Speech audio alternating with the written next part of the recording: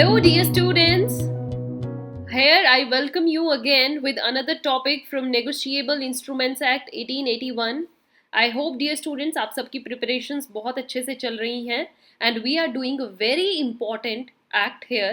A little confusing but not that too difficult, right? So next topic for our discussion will be section 47, which will going to tell us about negotiation by delivery.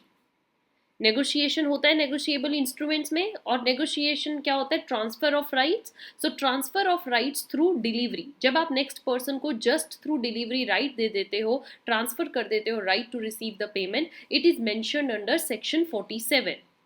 And in last session I told you about negotiation and assignment.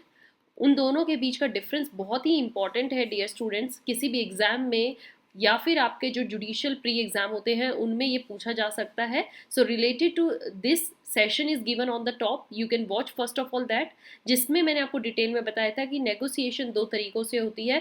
First through delivery and second through assignment, right, जो assignment होती है. तो delivery के बारे में हम समझेंगे सबसे पहले.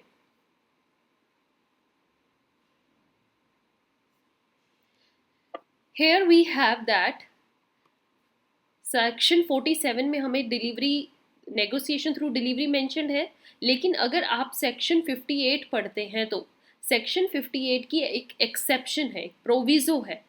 और प्रोविजो क्या है, क्या कहता है? That subject to the proviso of section 58, वो एक्सेप्शन यहाँ दी गई है. बट उसके अदरवाइज जो भी एक प्रोमिसरी नोट होता है, बिल होता है, बिल ऑफ एक्सचेंज और cheque payable to bearer is negotiable by delivery there of.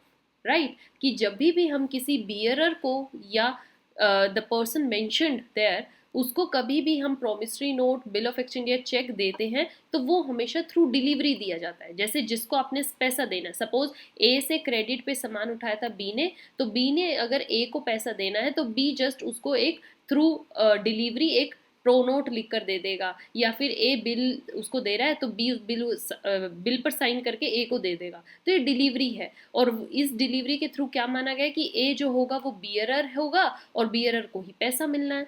Very simple, but subject to the proviso. तो यहाँ प्रोविजो क्या है, इस चीज़ की एक्सेप्शन क्या है, एक्सेप्शन में क्या दिया गया, या इस बात को तो हम मानते ही हैं, बट इसके अलावा क्या है?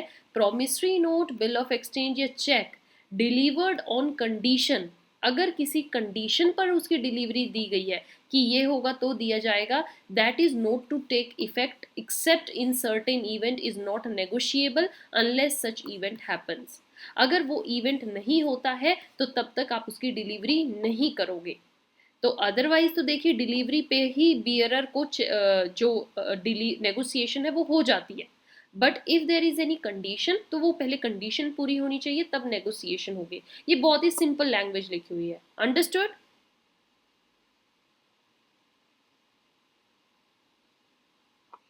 After that if we move to some illustration, आपको यहाँ पर नेगोशिएशन बाय डिलीवरी समझ में आएगी क्या लिखा गया है. इलेस्ट्रेशन को स्टेप बाय स्टेप समझते जाइएगा.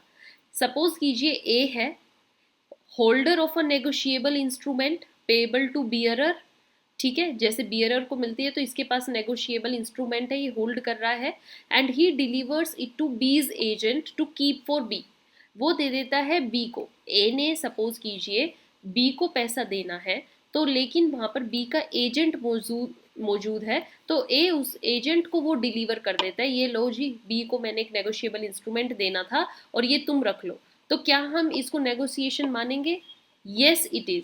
जरूरी नहीं है उसी पर्सन को, यहाँ पर अगर उसका रिप्रेजेंटेटिव उसका एजेंट है तो the instrument has been negotiated, माना जाएगा नेगोशिएट हो चुका है, डिलीवरी कर दी है, माना जाएगा बी को दे दिया है. राइट. नेक्स्ट इलस्ट्रेशन क्या बताती है?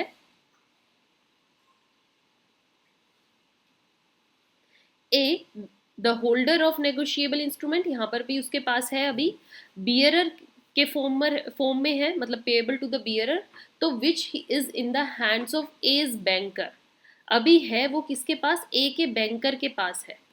राइट, यहाँ पर ए का रिप्रेजेंटेटिव है, बट ए ने ये इसको देने हैं who is at the time the banker of B. यही जो बैंक है यहीं पर ही बी का भी खाता है, ए का भी है और बी का भी है. नेगोशिएबल इंस्ट्रूमेंट अभी ए के बैंक के पास है और बी भी उसी बैंक का क्लाइंट है।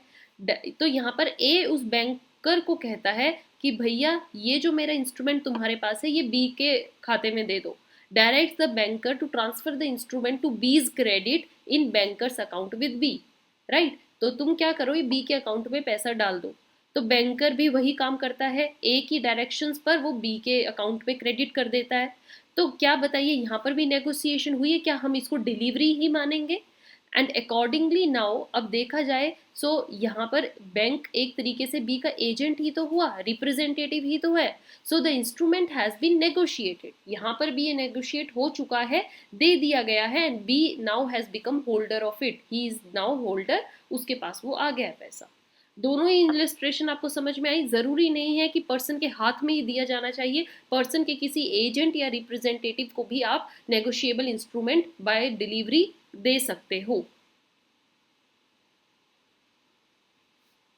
After it what is mentioned here, बहुत ही इंपॉर्टेंट चीज, कि जो इंस्ट्रूमेंट होता है जो कि पेबल टू बियरर है, bearer means whosoever holds it, जो उसको होल्ड करेगा, can be negotiated by simple delivery, delivery के थ्रू हम दे सकते हैं। And the person to whom the instrument is delivered, जिसको ये दिया जाता है वो क्या बन जाता है, वो होल्डर कहलाता है, उसको हम क्या कहेंगे, होल्डर, राइट।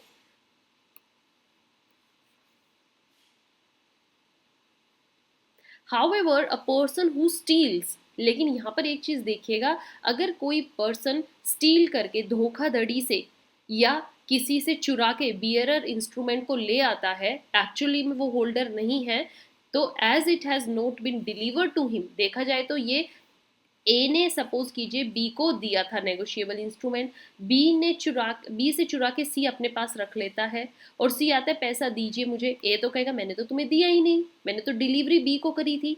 तो सी को यहाँ पैसा नहीं मिलेगा क्योंकि उसने की भी यहाँ पर चीटिंग थी, फोर्जरी, चीटिंग करी थी। And though if he delivers it to another person, but एक चीज मान के चलिएगा कि अगर ये सी चुरा के, सी ने तो चुरा लिया, बट सी अगर चुरा के डी को देता है इस नेगोशिएबल इंस्ट्रूमेंट को, डी को देता है, डी को एक्चुअली में पता नहीं है कि ये सी ने ऑलरेडी किसी से चुरा रखा है, तो भैया डी तो जाकर ए से पैसा मांगेगा ना कि मेरे पास ये आया है प्रोनोट लिखा हुआ, इसमें टू द बियरर को पे करना है और मैं इस इंस्ट्रूमेंट को पे करता हूँ और मैंने कोई चीटिंग से नहीं लिया, सी ने मुझे ये डिलीवर किया है। So though if it delivers to the another person यहाँ पर फिर से कौन हुआ, होल्डर इन ड्यू कोर्स। अब आप कहोगे कि ma'am holder in due course term बार बार आ रही है, फिर से हमें समझाओ। तो students who have not watched that session, on the top you can see the link. Holder in due course को समझ में आइए, होल्डर इन ड्यू कोर्स होता है जिसने गुड फेथ में, गुड बिलीफ में दूसरे पर्सन से इंस्ट्रूमेंट लिया है, जिसको पैसा मिलना भी है, जिसको बिहाइंड द स्टोरी के बारे में कुछ नहीं पता, चीटिंग से आया कैसा आया, तो यहाँ पर डी ने गुड फेथ में ही सी से लिया है, सी को पैसा मिलना है, वो ए से जाकर later will become the holder and he can validly demand the money from A. A अब यहाँ पे नहीं कहेगा तुम्हारे पास कहाँ से आ गया, मैंने तो बी को डिलीवर किया था। All right, so with this dear students, this session came to an end. I hope आपको section 47 बहुत अच्छे से clear हो गया है, and in the next session I'll meet with you another topic. Till then, keep watching and thanks for your attention. Don't forget to subscribe. You can mail us your order, your queries through learnwithnishman@gmail.com. Bye bye.